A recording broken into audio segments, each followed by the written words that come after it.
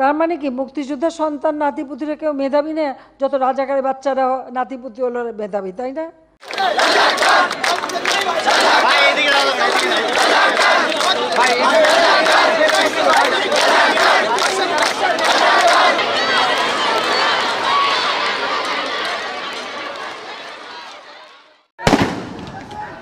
গুলি খাইছে একটা, এই জন্য ফিরে এসেছে।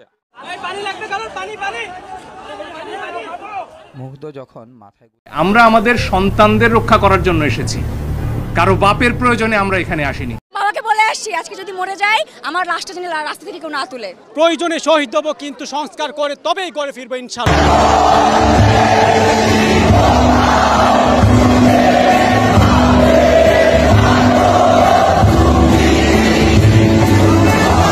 বিশ্ববিদ্যালয়ে পড়তেন, সে জানো আপনার সিনিয়র বলবে আপনি কততম বিসিএস, আপনার সিনিয়র বলবে আপনি কোন থানাতি মেধা।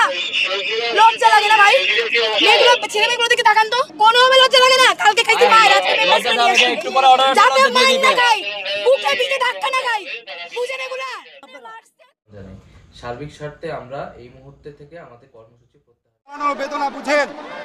বাংলাদেশ স্বাধীন করেছে মুক্তিযোদ্ধারা, উনি মনে করেন শুধু উনার বাবা স্বাধীন করেছে, উনি মনে করেন বাংলাদেশের